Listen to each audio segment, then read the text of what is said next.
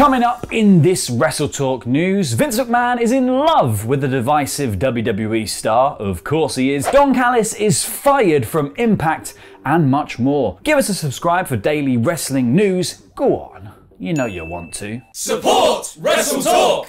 Now, watching WWE sometimes feels like it really wasn't made for you, and that's not because it was made for kids or Republicans, but because it was made for Vince McMahon, the direct intersection of those two ideas. Which brings us to the case of Reginald, the little sommelier who could. Because Reg debuted back in 2020 with a returning Carmella, but quickly jumped ship to hang out with Nia Jax and Shayna Baszler. Now, the former Cirque du Soleil athlete has been a fixture of the WWE women's division since his debut last year, even gaining a win on Raw over Shayna Baszler last month. And the reason for that might now be apparent, as according to Fightful Select, Vince McMahon has been a big fan of Reginald since day dot. Of course he is. Now, the report states that Vince loves Reg's presentation, delivery and skill set in the ring, which I actually think is completely fair enough. He's got this great way of moving in the ring. He just needs to do some of that moving into the correct division for him. Now, the report also says that Reginald has been very easy to work with since joining WWE and has been open to all of the pitches that the company has given him. 90% of those have been do a backflip, so there's actually not a huge amount for him to complain about. That is for Reginald, obviously. Anyone who wants to see the women's division treated fairly, it's a different story.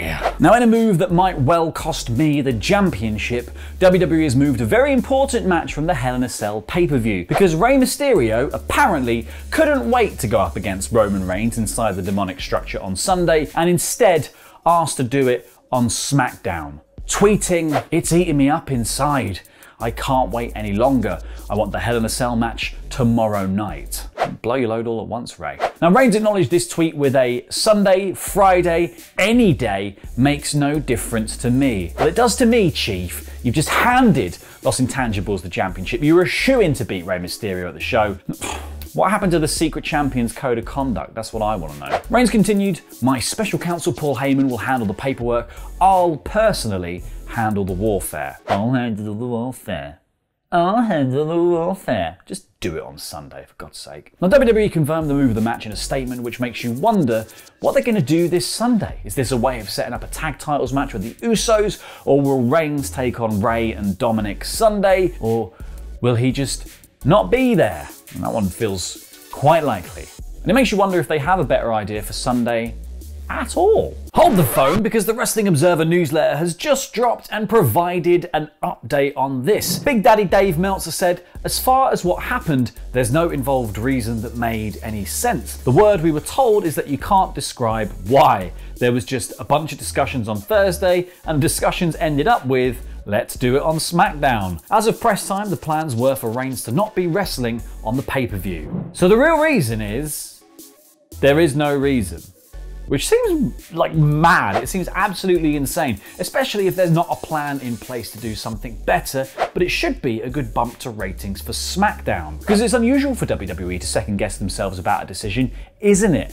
By which I mean it is completely usual. For instance, reports came out that people backstage were pushing for WWE to rehire Aleister Black after letting him go in the latest round of releases. After filming a whole bunch of promos with him, building to a return which he laid out Big E, you know, all those reasons to keep him. Well, a new report from PW Insider says that not only is there lots of talk within WWE about the release of Black, with many thinking it shouldn't have happened, but also that this doubt about the decision goes right up to the top executives within the company, with the message being that they thought his release was premature. Premature, stupid, synonyms here in this case. The report also states that AEW's interest in signing Black has definitely sparked more debate about his release, though he does have a 90-day non-compete clause, so any signing wouldn't occur until September, so WWE's got a bit of time to make their choice if they want to bring him back. Now, Samoa Joe was also released earlier this year, and he returned to WWE with a stellar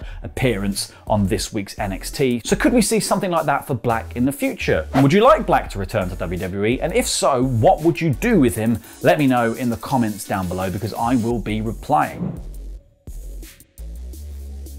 Now, before we move on, we just need to thank Shield Maiden, the Zornice, and Cyber Sunday Digital RAL for their support on Patreon. thank you so much. If you want to support WrestleTalk even more, why not become a pledge hammer on Patreon and get yourself a shout out in our videos and exclusive content. Meanwhile, over the fence and down the garden path at Impact, there has been a shake-up on screen and off it too. Because coming out of Against All Odds, the big story was the firing of Sami Callihan, who was angling for a shot at Kenny Omega's Impact World Championship at this year's Slammiversary. It was Kenny's crony, Don Callis, who used his power as executive vice president to fire Sami and essentially stop the match, which is not what you want when it sounds like it's a really good idea. Now, to untangle themselves from the firing and set up the story, Impact made some moves on last night's episode. Scott D'Amore was on cleanup duties, asking Callihan to allow him to rectify the situation, to which Sami reluctantly agreed. This then brought out Don Callis, who said he had no respect for the wrestlers and fired Sami for the benefit of the company. A likely story. Then who should appear but Tommy Dreamer, who was there to represent Anthem Management, a new role for him. He reinstated Callihan and then fired Don Callis. Now, this is a way to write Callis off of TV, as it was reported by Fightful and PW Insider last month that he had already left his backstage role at the company. Callis has been a fixture on AEW since teaming with Kenny Omega and helping him to an AEW World Championship win, bringing in the Good Brothers into the fold and working with the entire stable now that the Young Bucks are on board. Now, during the Double or Nothing media scrum, Tony Khan confirmed that Callis, while introduced as Impact EVP, a role he no longer holds, is actually part of Kenny Omega's character in AEW and will be with the company for as long as Omega is with the promotion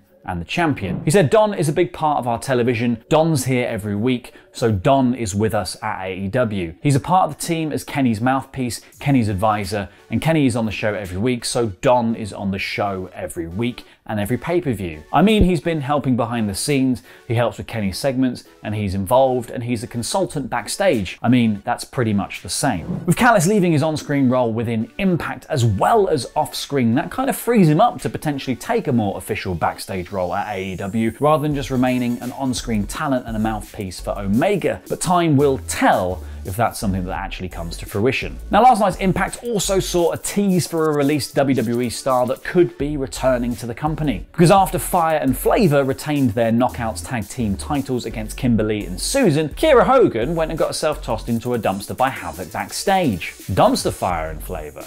Climbing out, she found a garbage bag with a piece of tape with the word Mickie written on it, which was an obvious dig at the way in which Mickie James received her belongings after leaving WWE, but also an excellent tease for a potential return to Impact for Mickie. And with Slammiversary just around the corner, this is the time that Impact loves to helicopter in returning stars or release WWE talent to get some good surprises lined up for their show. However, they have also been known to tease people that they have no intention of signing in order to build the hype, as it were. So do take this teaser with just a smidgen of salt. Back up the path and over the fence to WWE land, there's an update on WWE's return to the road, specifically regarding the sets for its shows, because Andrew Zarian was reporting in May that WWE would be looking to introduce new sets for its TV product, and now WWE's lead production designer Jason Robinson has confirmed this. Speaking with Below the Line, he said, "We're heading out on the road come July 16th. We're coming out in Houston, Texas on SmackDown, then we're heading right into our pay-per-view Money in the Bank, which is one of our favorite pay-per-views of the year. Lots of ladders with a briefcase hanging over the ring, so we have 2 Money in the Bank briefcases. And on to Dallas, and then we're not looking back, we're headed forward. So we're looking at new sets and new staging that we're building." He said, "My next phone call is to the graphics department talking about augmented reality and how AR is going to interface with our set and how we're going to make some really cool graphics for set entrances as our superstars enter." And I mean, after a year of everything emanating from the Thunderdome, seeing some of WWE's spectacular set designs again is going to be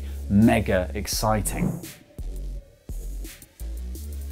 And they're going to need new sets too, because WrestleVotes is reporting that WWE are looking to have more themed shows. They tweeted, "Hearing WWE is potentially looking at more themed live shows upon returning to the road. Old school Raw, King of the Ring tourney, Viewer's Choice a la Cyber Sunday, all possible for late 2021, early 2022. Andrew Zarian also added that a Raw roulette is highly likely. And we already had that throwback episode of SmackDown where they AR'd the iconic fist, which Sounds filthy, but that went over quite well, so WWE clearly sees some value in these one-off special episodes. And Fightful have been following up WrestleVotes' reporting and said that they learned that Fox and USA NBC were a big part of the push for this to happen, and that there are several other NBC Sports integrated pitches being made. Among those are tie-ins with NASCAR, contingent around a major race that integrate race cars and star drivers. Another pitch included NFL night for the launch of Sunday Night Football, with football-themed matches and angles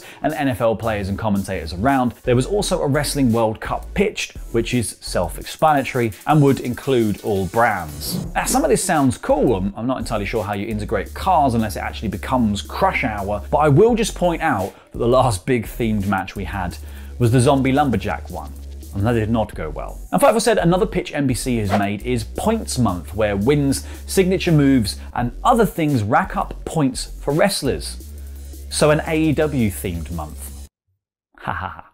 And if the goal is to make various episodes of Raw and SmackDown marquee, marketable events, then this really is the way to do it and get some of that cross-promotion going. I'm not sure I'm stoked on the themed matches, but I am willing to be convinced. But while Brave New Frontiers are being carved out as WWE work on the Ricky Bobby edition of Raw, they are also trying to get back to their old touring ways. And one of the important stops on their never-ending tour cycle has always been Madison Square Garden. A PW Insider are reporting that one of their sources has confirmed that WWE has multiple holds on potential dates in the building over the next year, but that these are penciled in and not in pen. When it's pen, then you know it's serious. Am I right, freelancers? Now, the company hasn't run an MSG show since December 26, 2019, the house show where Andrade defeated Rey Mysterio for the United States Championship in one of those feuds that we thought would never end. It was good, but it went on a long time. Now, the report also claims that one of the dates on hold is Boxing Day this year. Happy flippin' Christmas to us all. Finally, the latest issue of the WrestleTalk magazine is available now with the excellent Drew McIntyre as the cover star. It features mine and the rest of the WrestleTalk's team exclusive opinion on the last month in the wrestling world. Plus, this month sees the debut of a brand new feature from our very own lovely lukewarm Luke Owen. It's available in major retailers across the UK, but you can also get it delivered right to your door with worldwide shipping available, or grab a subscription to get yours through your letterbox every single month at www.wrestleshop.com. There was an interesting interview recently with Tyrese Gibson, who plays Simon Stroud in the movie, Morbius that is. He told Comic Book a lot of people are going to be shocked by what they see on screen. And when asked if Morbius was in the MCU, Gibson said yes. Now, before we get too excited about this, one of the stars of Morbius saying the movie's in the MCU,